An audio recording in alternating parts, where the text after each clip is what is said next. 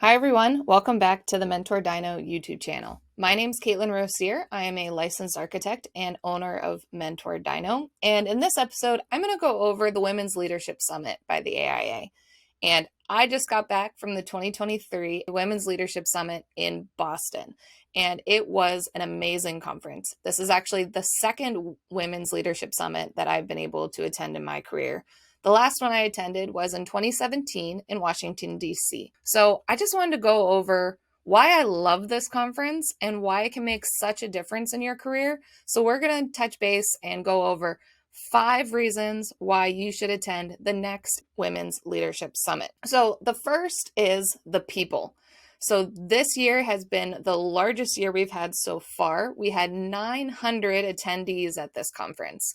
We did take the most recent photo right at the end of the conference, and there were a number of people that had to duck out early to be able to catch flights and head home.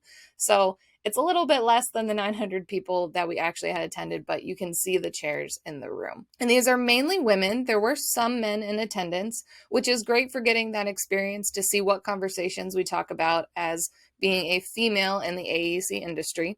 It was primarily architects. There were a good amount of product reps, different technology groups, a few engineers, a few owners. But I think next year we can try to get it a little bit more diversified. So if you're an engineer, don't hesitate to go to the Women's Leadership Summit. It is a great summit for anybody within the AEC industry. Another important part of this conference is just the sharing and honesty of true stories that occurred during this event.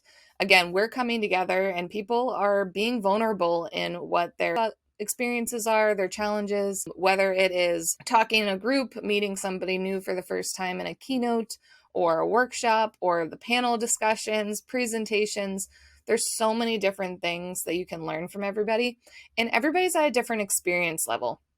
I know I've attended some conferences where it's all the most senior leadership in the room and everybody's got 20 plus years of experience and you really have nothing to relate to them and understand, and they have their own perception. This conference is not that way. There is a lot of leadership that do attend the conference between principals, team leads, associates, vice presidents, but there's also students that attend and recent graduates. And so there's people of all different levels that you can talk to, learn from. You can have peer mentorship. You can ask people about their experiences and any advice they have.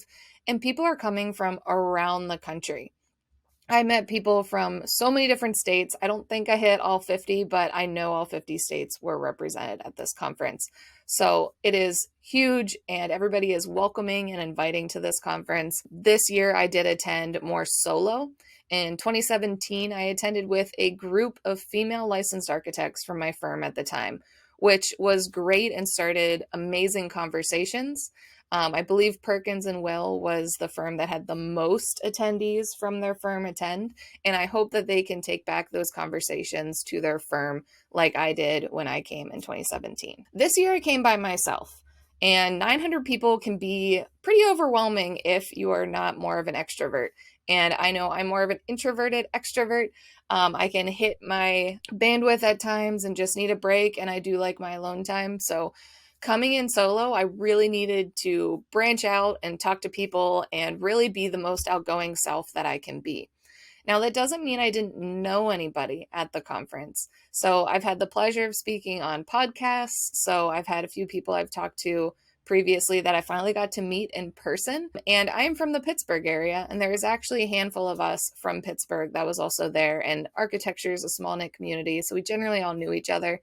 So it was great to catch up with them, see their experiences, and it'll be good to catch up and see where their firms take the information. Now, number 2 that I want to talk about are the topics of this conference.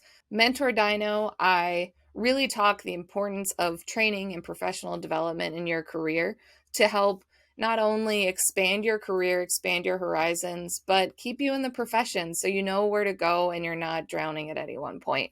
And so this conference really aligns with my passions and passions for people in the profession. And it becomes actually pretty hard for me to pick sessions. So there are sessions and there'll be multiple ones per timetable. So you do have to make some decisions, which can be really hard. There's a lot of overlapping ones that I wish I could clone myself and put myself in different rooms. The presentations are all available to everybody that attended the conference, so you can always check out the presentation, but it's really the discussions and what you talk about in those breakout rooms that can really light a fire in you and get you excited. So the topics can expand anywhere from firm culture, transparency, dynamic, leadership, growing into principal roles, talking about mid-career, and even entrepreneurship. I know I'm more of an entrepreneur in the career with mentorDINO, but I'm also trying to grow my career within a firm. So there's definitely two dynamics that align with me. They also talk about mental health for a few sessions. So there was a session on burnout, which you can always check out my courses below. I do teach how to recognize burnout in others and help keep you from reaching that point. But I wish I was in the room just to hear what other people's concerns are, but didn't do that one. I was able to attend another one.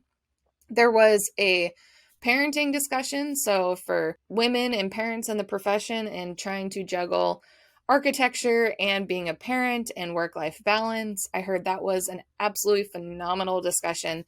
I debated on going to that one because I hope to start a family in a few years. And so I would love to hear from everybody else on their experiences. So I hope those discussions continue in the future and I can attend that when I get a little bit closer to my time. There's also a lot of discussions on career paths, transitions, and mentorship.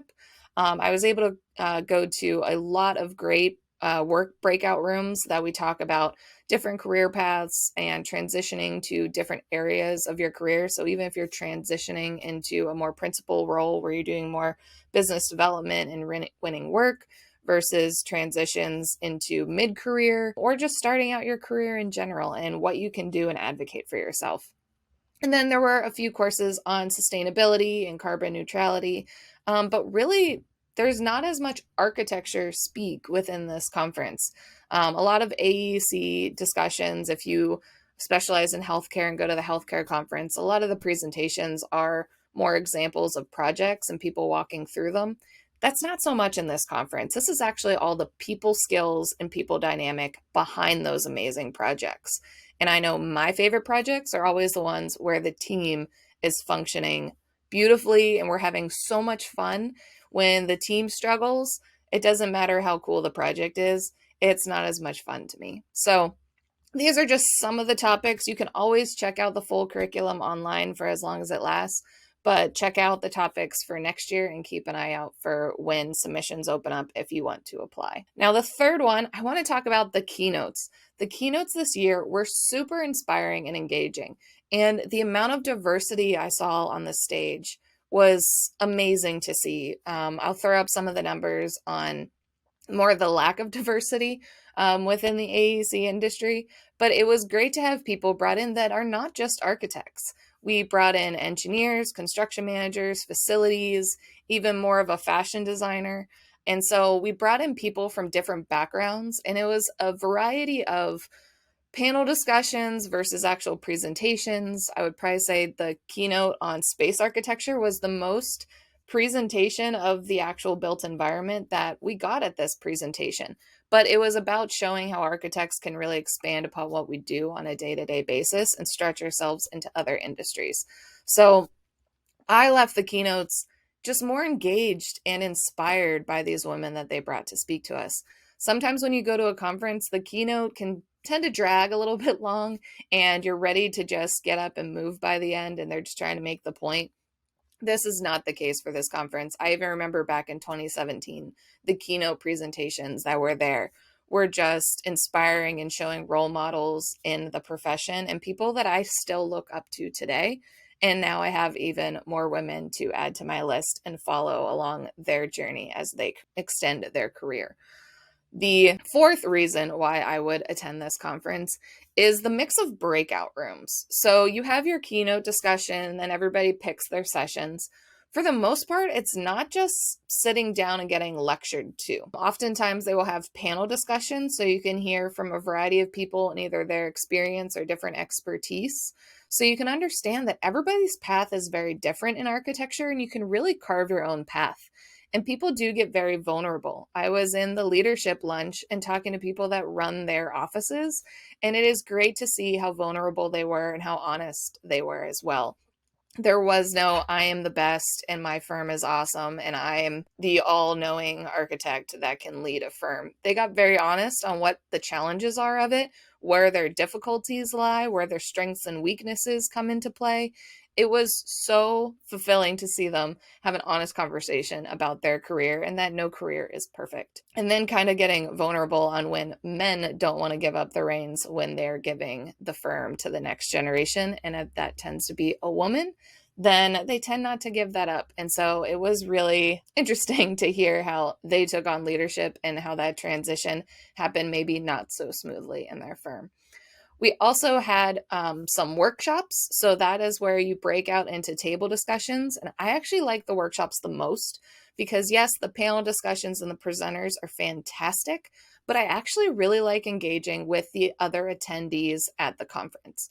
And the little breakout table helps to break a 900 attendee conference down to a table of 8 or 10 people where you can actually start to hear other people's stories, be more engaged with them, and not have an awkward discussion of trying to find somebody at a conference and start a conversation. There's typically a topic you need to discuss, review, or an activity you are getting done. So the workshops were amazing, and I even had some just one-on-one mentorship and hoping to coach somebody else in their career, and something that I want to more break into as I expand mentorDINO. So it was a fun breakout session. We also have wellness sessions. So if you are a big gym buff or workout person, they do have wellness sessions. They'll tend to break it up between either the morning or the afternoon that day. And they bring in instructors. I actually met somebody that was running the yoga session that is also an architect. So she was able to pull people together, and it's all about pulling people together with similar passions and identities. So if you really like yoga, you could go to the yoga workshop in the morning, ahead or at the end. I can't remember if it was in the morning or afternoon of all the other sessions. So you're not missing out on a presentation. You kind of get a shorter breakfast, but then you get surrounded by people that are also interested in yoga, or there was a walking group if you just wanted to walk around Boston.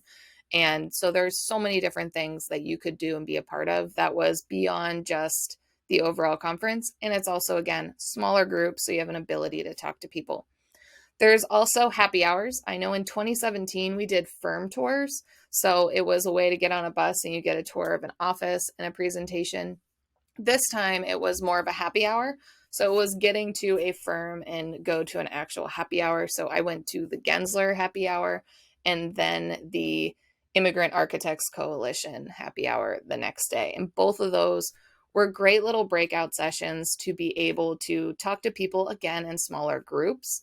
If you went to different firms, you can see what the firm looks like from the inside, whether you are part of that firm and it's a large firm and you're in a different city, or potentially if you're thinking about transitioning to that firm in particular, it's always a good way to meet people and start to network for yourself to make those connections. I did hear some happy hours had mini presentations, other ones just let it be a general discussion, snacks, light drinks, and everybody could just talk and engage. The last type of breakout they had were the breakout dinners. And so when I went in 2017, I believe they had dinners, but I really didn't need to attend those because I came with a whole group of people from my firm. So we went out to dinner as a firm every night. And it was great to just discuss what breakout sessions we attended that day, what we found really inspiring, what things we could take back to the office. This time, since I was more solo, it was a great way to, again, connect with a smaller group of women. But also I didn't have to eat dinner by myself, which was nice, and just meet people and talk to them. The first night, I was actually with more product reps than architects. So it was great to hear their perspective on the conference and what they can take back and more on how we can help each other with the built environment. The second one, it was a much larger group, so it is a little bit harder to talk across the table. But I ended up running into a spouse of somebody that I work with at my firm. So it was good to catch up with them and see a little bit on what's going on that half of the family side. So you never know who you're going to run into, but all these little breakout sessions throughout the day can really help you create the day that you want. And there are different situations that you may need to take a break. I'll be honest, I knew I was going to come in and be as extroverted as possible, but I didn't know when I was going to really slow down and need some breakout time to recharge myself. I really jam-packed my day, and it was really going to be the happy hours that if I needed a break, I was going to skip a happy hour and stay back at the hotel and have some private time. This time was the first conference that I didn't have that slow down moment. Now, that doesn't mean that I won't in the future, and that doesn't mean that I am any better or worse than anybody else. Taking time to rest when you're at a conference is very important. When I went to the Autodesk conference out in Vegas a number of years back, that one was very overwhelming, and I definitely needed to break out. And I ended up with walking around the casino by myself just to get away from the group and have some alone time for myself where I didn't have to be on all the time and talking to people. So it really depends on the conference, but this one, I was so inspired and engaged by everybody I spoke to and sessions I attended. Everything, when it ended, I was always looking for the next spot, the next person I could meet and see what I could hear and learn from others. So it almost made me more excited to attend. And I'm not going to lie, the day after the conference, I hit a real low and just in terms of I needed just alone time to recenter myself. So it did catch up to me in the end, but make sure that you take time for yourself with all these breakout sessions. If you're more introverted, you can always take a break or not attend all of them because a lot of these breakout sessions do cost additional money. So if you're trying to save money, I would space it out and see what you can not attend, or if there's little things they're trying to squeeze in, maybe not attend those and use those as breaks to catch up. Now, the last part I'm going to go over is really the end of the conference and reflecting on it. So this time in attendance, I really centered myself to be fully present. The first time I was at the conference, I was trying to keep up with the projects I was going on and checking my email and always trying to find time to open up my laptop to get back to somebody. And I would say really separating myself and almost treating this like a vacation to be fully present was so much better for me. Now, that doesn't mean that everybody did it that way. There are definitely a lot of pictures of women working in between sessions, sitting on the floor, trying to work, trying to find any plugs or cables to connect back with the office and see what's going on. Now, it really depends on what you need to do, but that just showcases how hard we work as females in the AEC industry. We are trying to better ourselves by going to conferences, but also trying to keep up with our schedules and not be pulled away. I will give a challenge to people for next year. If you do attend, really try to separate yourself from the firm and let yourself be fully present and be engaged in these conversations and try not to worry about it. It is as much about taking vacation and learning to set boundaries and make sure your team can handle a project when you are not present. Since the conference is only 2 days, 2.5 if you want to count the welcome reception, it is a way for you to test and work on building trust with your office. So then if you're taking a week-long vacation with your family, that you can have the confidence in your team on going through the project and running it full steam without you. And so you can actually take a break and relax. So again, thank you to all the women that overextended themselves during this session and getting your other work done as well. But if you go next year, I challenge you not to do that and to be fully present, because I noticed a huge difference in the connections I made, who I spoke to, and the amount of information I was able to actually fully retain this time versus the last time I attended the Women's Leadership Summit.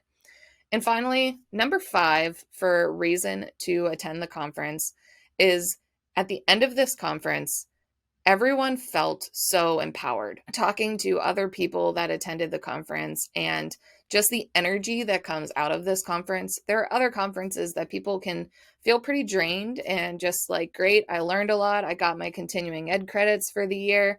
Let's see what else we can do. And they may have 1 or 2 presentations that they were inspired by. Because this conference is so well catered and has a very good niche, everybody is engaged, welcomed, and enlightened, inspired, and just can go back to their firms empowered to make a difference in their firm, in their community, and in their careers. And so I always find this conference more of a life-changing conference. I've been to a number of other ones, and I just never get that same feeling at the end. So I know I stretched myself to be able to attend the conference this year, and definitely going to make sure I can attend the conference next year. They did announce that it will be in Chicago next year. So keep an eye on the AIA website and make sure you sign up, because this conference does sell out. Like I said, we were already sold out, and they were fortunate enough to let another 250 people attend the conference last minute. So when it comes out, make sure that you can get approval for it if your firm is going to support you, or if not, it is definitely worth the PTO or any time you have to take off to attend the conference. But make sure you keep an eye on it, and make sure you sign up early to attend the sessions that you really want to attend and be able to get in before it sells out. So I hope you guys enjoyed my little summary on the Women's Leadership Summit, seeing the videos and everything that I was able to take and pictures so you can get glimpses of what this conference is. And always find people on LinkedIn and see their posts and pictures that they have sent, and any podcasts that were also there. I know they did interviews and summaries as well. So thanks for joining me, and I hope you guys look forward to the next AIA Women's Leadership Summit.